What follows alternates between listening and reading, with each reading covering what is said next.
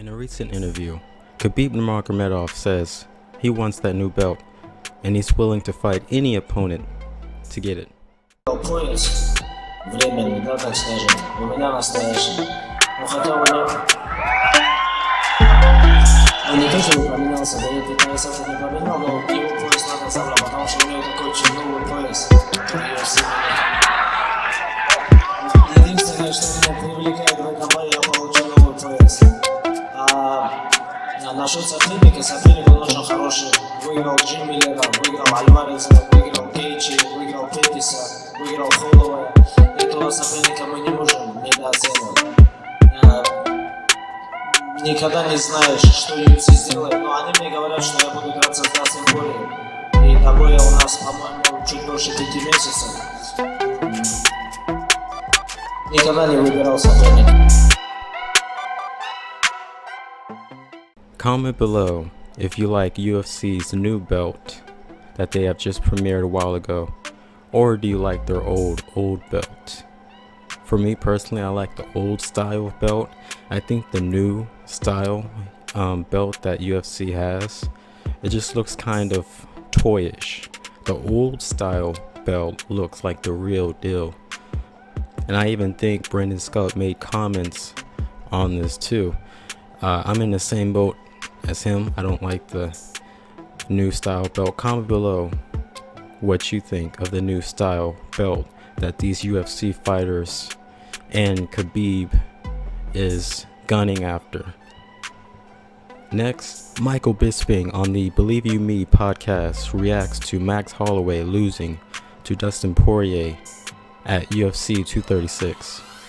But who didn't pass the test of going up to 155 is our very own Maxi Baby. I mean, again, Jesus Christ, what an incredible fight. I mean, Poirier controlled it, he won it, and dominated the fight for the most part. Max showed how tough he is. Max had some moments as well. He definitely turned on the pressure, unloaded with some amazing combinations. But Dana actually said an interesting point. He said, you know, I always wanted to know what Max was going to look like at 155. He said the surprising thing that really surprised him tonight was that Max looked small in there. Yeah. He's tall, and apparently he gets up to like 185, 190 between training camps. Apparently that's where he was when he was going to fight Khabib. So everybody thought that 155 was going to be easy for him. And, you know, of course, making 155 is easy. But he did look remarkably smaller than Dustin Poirier last night. Dustin just looked thicker. He looked more natural at that weight class. Looked way more powerful Max, as well. Way more powerful. Look, because his shots were really hurting Max. And Max is not so much. As we know, Max is a volume striker. The volume gets it done, and then you wilt under so many punches. But even though Max was carrying a little bit of, you know, he wasn't fat, but he wasn't as ripped as usual because obviously he came in 10 pounds heavier. He still looked smaller. You know, it's surprising. Yeah, it was. I mean, look, Max did an incredible job, and that was, you know, fight of the year candidate the whole time. Both those guys just kept on throwing. And yeah, dude, I mean, you tweeted it out. You know, honestly, hats off to both those guys. But yeah, Max Holloway, that was I said it on the last show, that was the A plan. That would have been really good for the UFC's bottom line had Max Holloway won that fight. I'm not saying that it's not good for Dustin Poirier because now they have an opportunity to make a new star in Dustin Poirier. I just think the story of, you know, Max losing to Conor, it's the last loss that he ever had in his career. Now he has a 155-pound interim. There's so many angles you can go with it there. Whereas with Poirier, I think that, you know, I guess Khabib said, I'll see you in September. Is that when Khabib's off of suspension, September? Yeah. Probably. Yeah, September. I think he's going to have a hard time with Khabib, and it's just not, I'm not like, oh my God, jumping at that fight. There's not much of a story there besides the fact that it's the fight that should happen. Interim versus champion, it makes sense. But overall, it's just not as exciting of a story.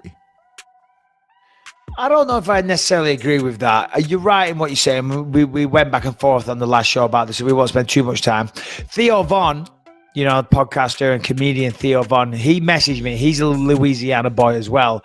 And Dustin Poirier and him, I don't know if they're close, but they run the show together and they're from the same area. They certainly seemed close. And Theo Von was messaging me. He was like all excited. He's like, who do you think is going to win? You think Poirier does it? And I messaged back. I said, listen, I know he's your boy and all the rest of it, but honestly, it's a really close fight. It's going back and forth, but I think Max is going to do it. Then I thought to myself, after I sent that message, I thought, what a fucking asshole. Why couldn't I just lie to him and say, oh, gee, I hope so. He's got a really good chance.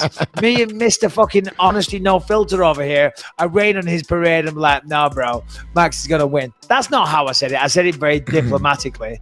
In fact, what did I say? When I'm in town next week, I'll be in town from the 20th to the 24th in Los Angeles. We should invite Theo on. We'll do one in studio.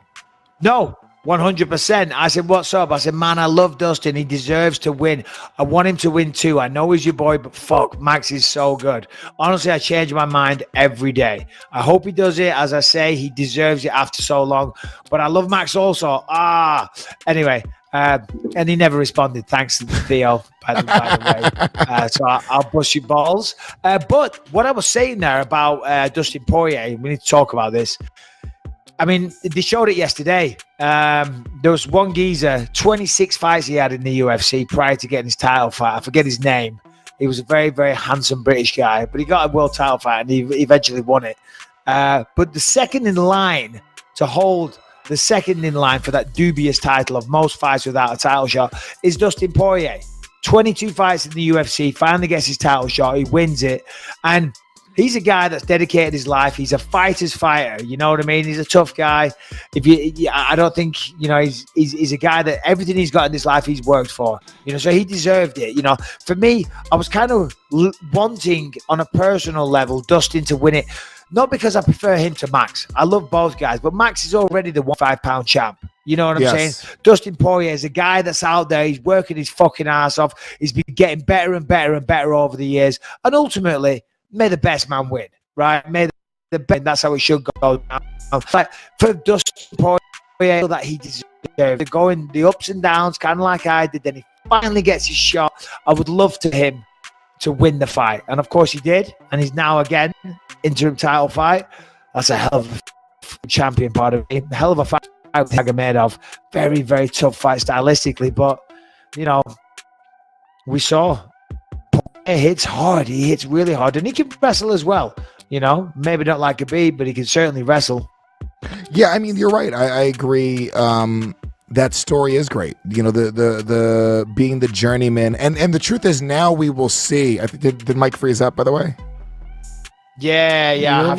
I'll call you right back. Yeah, I'll do it. I'll do a plug. Call right back. Hang up. Reset. Yeah, I'll reset 1 second. All right. If you have not already, hit that subscribe button with its notification bell so you can stay up to date with my future uploads, and leave a comment in the comment box below of what you thought of the video, and tune in for more on MMA News Outlet.